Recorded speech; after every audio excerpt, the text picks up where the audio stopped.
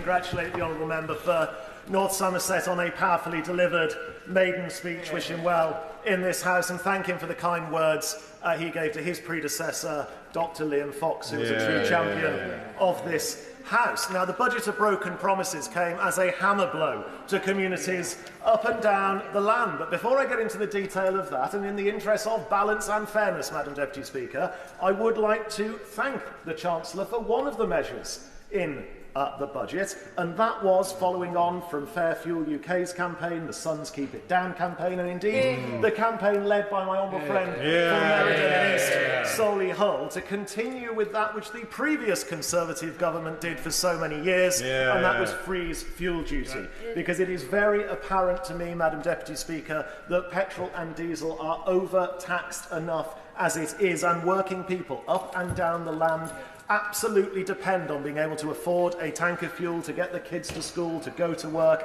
and to go about their daily lives. And as a request ahead of next year's budget, I do ask the Chancellor to consider fixing a double taxation in the system. That is the point at which VAT is applied to petrol and diesel. At the moment, it is applied after fuel duty rather than before. Therefore, you pay VAT not just on the petrol and diesel itself, but on the fuel duty which has been put on top of it.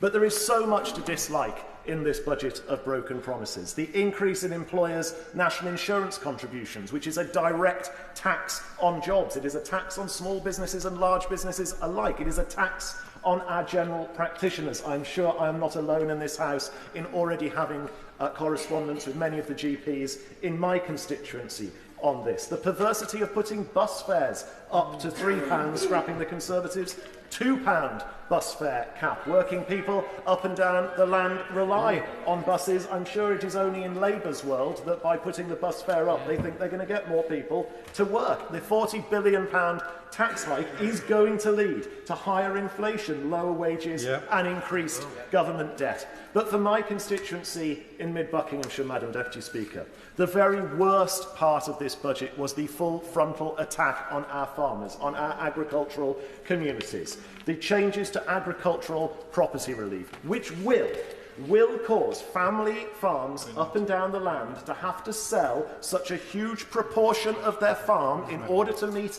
that tax bill that the farm itself may well become unviable. I'm delighted.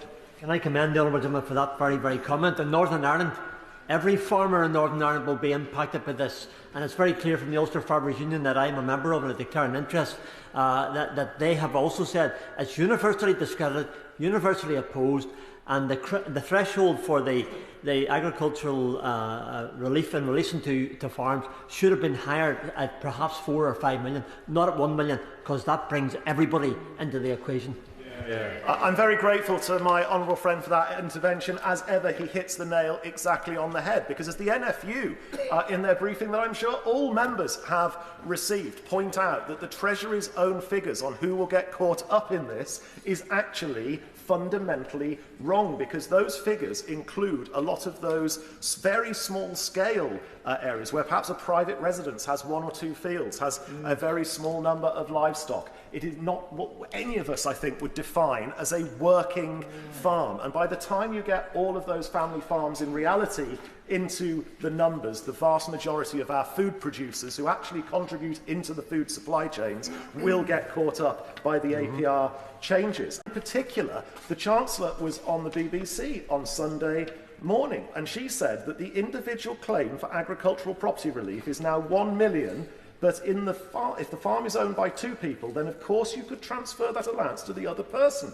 But I think there needs to be some confusion ironed out here, because actually, unlike the nil rate band and residential nil rate band, the policy paper entitled Summary of Reforms to Agricultural Property Relief and Business Property Relief, published on the 30th of October this year, states that any unused allowance will not be transferable between spouses and civil partners. So perhaps the Minister, when they sum up, can clear up that confusion caused by the Chancellor on the Koonsberg show.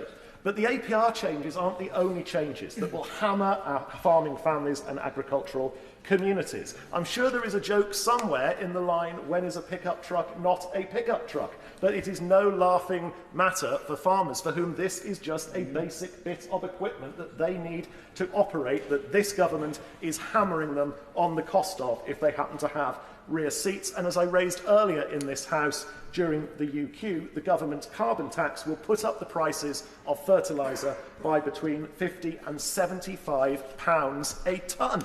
That is going to have a direct impact, Madam Deputy Speaker, on the cost of food, or the government are asking farmers already operating on incredibly tight margins, often with no profit at all, to just swallow that extra cost. I urge them to reconsider that. Other measures in the budget that are clearly wrong and the government must U-turn on.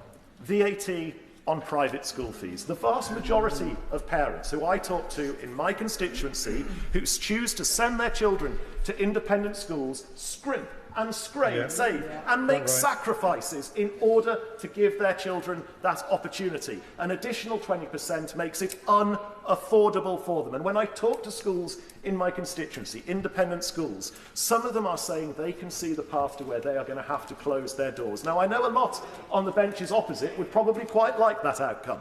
But the reality is it will be denying those children that opportunity and those parents that choice, and it will have that knock-on impact that class sizes in my kids' school, and I'm sure every other honourable member's kids' schools, will go up in the state sector, and that will cause overcrowding and put pressure on our state schools. And that is before I even come on to the other problems in this budget, not least the cruel attack on our pensioners in the withdrawal of the winter fuel payment. Lastly, Madam Deputy Speaker, just to prove how bizarre and simply not serious the government is about value for money, with their new Office of Value for Money, their new Value for Money czar, they have chosen someone who is inextricably linked to one of the most inefficient and wasteful projects ever to come out of the British state, HS2. How on earth can someone so linked to that project be considered an arbiter of value for money?